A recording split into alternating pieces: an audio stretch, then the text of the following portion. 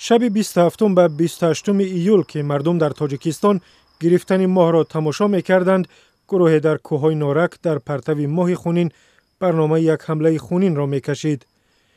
این گروه عبارت از 5 نفر بعد ثبت نوار بیعت خود به سازمان تندروی دولت اسلامی سلاح‌هایش را برای حمله آماده می‌کرد. در آن شب گروه جهانگردان غربی از امریکا، فرانسه، هلند و شویتزاری از مرز درواز بدخشان به ناحیه شمس‌الدین شاهین گذشتند و شب را آنجا روز کردند، به خبر از آن که محض آنها هدف حمله قرار می‌گیرند.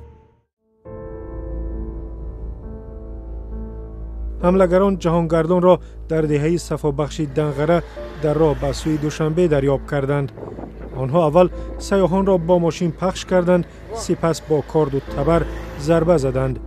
4 سیاح کشته شد و 2 نفر زخم برداشت. حملگران کیها بودند؟ چگونه با هم آمدند و چی هدف داشتند؟ خبرنگاران رادیو آزادی در یک گزارش تحقیقاتی با استفاده از منبع‌های نزدیک به تفتیشات و نزدیکان حملگران تلاش کردند به این سوالها پاسخ پیدا کنند. مقامات نزدیک به تفتیشات میگویند این گروه از جانب قاری ناصر و یا ناصر عبیدوف اداره میشد که به گفته تفتیشات از تحصیل کرده های مکتب دینی ایران است. اما تطبیق حمله بر دوش حسین عبدالصمدوف بود. دستور برای گروه حملگر این بود که در جای سیر جمعیت ساکنان زیاد کشته شوند. هدف ایجاد ترس و هراس بود. حسین عبدالصمدوف سال 1985 در ناحیه 5 تولد شده است. 3 سال داشت که پدرش فوتید و سالهای 90 به دوشنبه کوچیدند. لیسه پرزیدنتی را ختم کرده است. سال 2002 به دانشگاه داخل شده، سال 2004 تحصیل را ترک کرده است و به روسیه رفته است. با گفته پیوندان زبان روسی، انگلیسی و عربی را خوب می‌داند. 2 سال اخیر زندگی مشکوک و پنهان داشت.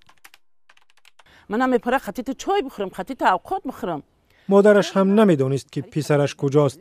گلچهره شادمانو و مادر حسین میگوید پسرش در تماس‌های تلفنی گاه از حضورش در دبی و قزاقستان، گاه دیگر از روسیه خبر میداد. گفتن که میگن در سوریه، ما گفتیم همینجا خب میدیدیمش در کوچه و گپ میزدیم، صحبت میکردیم. بعد صحبتی که انا اویده سراغش کرد دیگه به قبش نکردیم.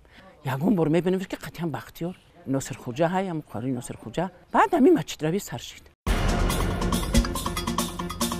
ناصر خوجا عبیدوی 45 ساله زاده ناحیه فرخار است. حالا او را مقامات تحریض کننده این عملیات می‌دانند. این مرد تا سال 2010 در دوشنبه بود. نزدیکانش میگویند قاری ناصر در حالی از دوشنبه به مسکو رفت که مقامات او را برای صحبت دعوت کرده بودند. مکانی بود و باش این نفر معلوم نیست. یگون بار تلفن نکرد 2015 گفتن موقع وای نه امسال میگن که امروز که ام تاریخ کدای پرشیده هیچ نفهمیدیم بخدو که مقامان نگران پدر که جدا قده و چلگ هم میزنم سنتو نمیکنم همه خیلی داخل میدن ما گفتم ما سر نمیکنم 2007 نمیگم مدگی شدیم میگرد نباشه من. دو جوان 19 ساله عضو گروه حملگر ظفر سفروف و اسام‌الدین مجیدوف از خویشان عبدالصمدوف بودند و به گفته نزدیکانشان از طرف او در روسیه مخشویی شدند. آنها 2 روز پیش از حمله از روسیه به تاجیکستان برگشتند و راست به نورک رفتند. این آمادگی من از زنگ زدگی نیست. یه خیلی فرق کردن اوله هم کار کردن خیلی نمیدونم روسیه. همین کودک فانکنیش اصلا بافی می کدوم گروهی از فانکاگه تامیرا رفتگی. 2 عضو دیگری گروه جنایی برادران اصلیدین و جعفرالدین یوسفوف ها پسران معاون دیرکتور مکتب رقم 5 نورک نبود بیگم یوسفوف بودند. یکی از این برادران در روسیه با عبدالصمدوف در تماس بود و از طرف او مخشویی و به این گروه جلب شده است.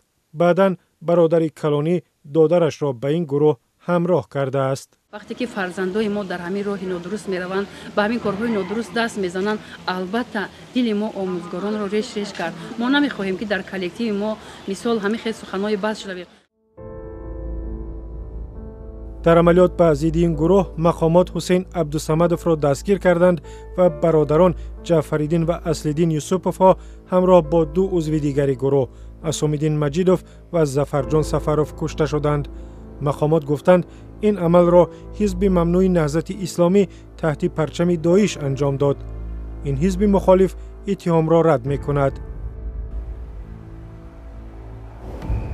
معلوماتی که رادیوی آزادی از منابع مختلف درباره حمله دسترس کرد نتیجه تفتیش‌های ابتدایی حادثه است. هنوز پرونده نهایی نشده است. حرکت گمانبران شریک در جنایت فرضیه‌ها و سبب و عامل‌ها آموخته می‌شوند. حادثه از روی فرضیه حمله تروریستی و آدمکشی تحقیق می‌شود. در کرسی عیبداری تنها حسین عبدالصمدوف نشسته است. 4 همراه او بدون جنازه در زادگاهشان دفن شدند.